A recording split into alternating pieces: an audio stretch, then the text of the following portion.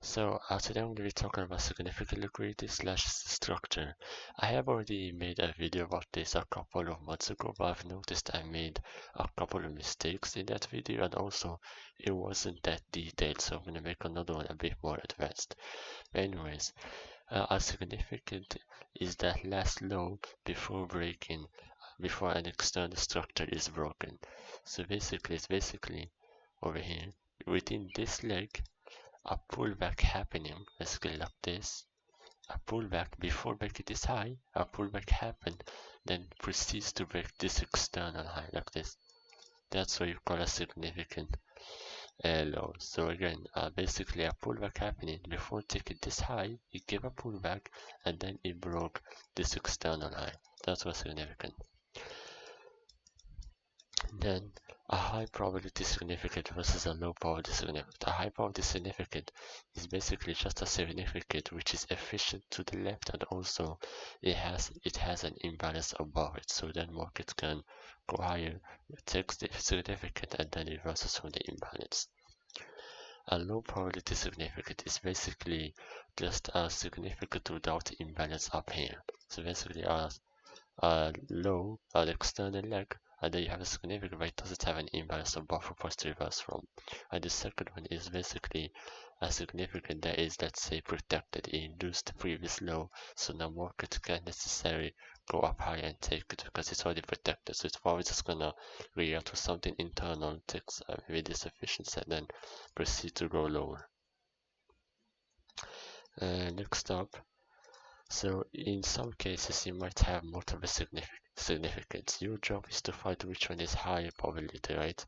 So basically, let's say you've marked your significant in the H4, and then you drop down to the H1 and you notice there's another significant in the 1 hour. But since now you know which one is higher probability, which significant is high probability, you wanna mark this H1, because if you look at the H4, this one, like it says over here, this H4 significant is low probability because it's protected, because as you know, it swept the previous imbalance, sorry, the previous liquidity, so it makes this low protected, and also we may not have imbalance over here.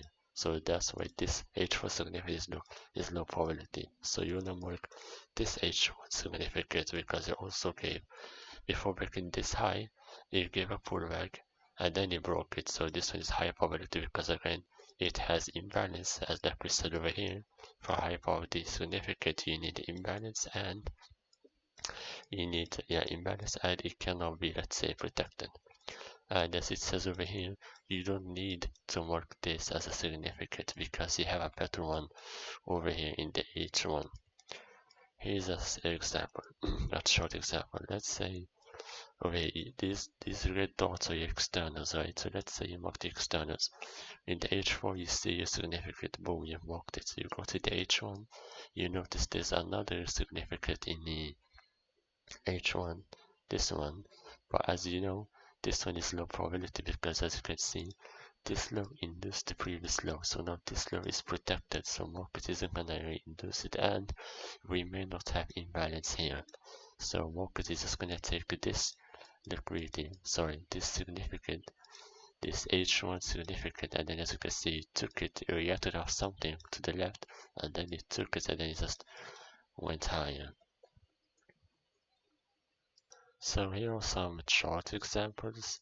So basically, as you can see, it's the last push that breaks external low. So as you can see from here, before this low got broken, it gave you a pullback from here, and then we created this high and then it broke structure. So then this high becomes our significant, like this. Let me mark it significant.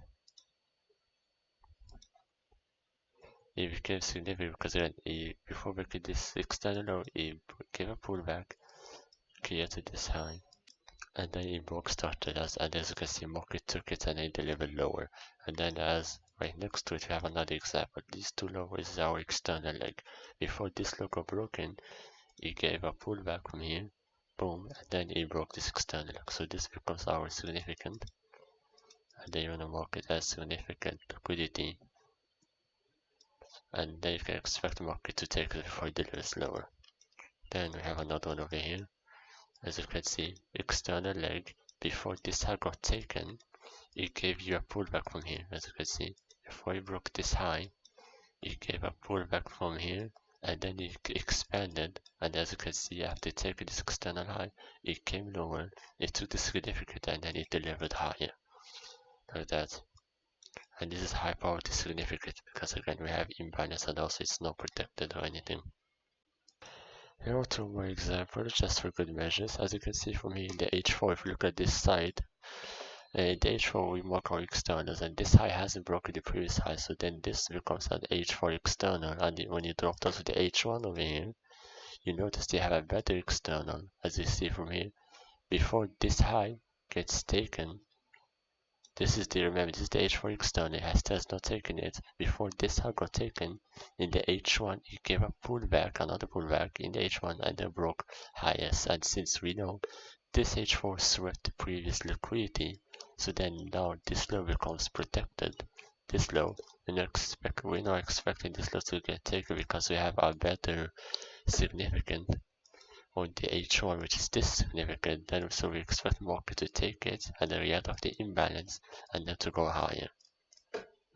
And last one is this one, more simpler. Again, H4, before this high got taken, it gave a pullback, so this becomes significant.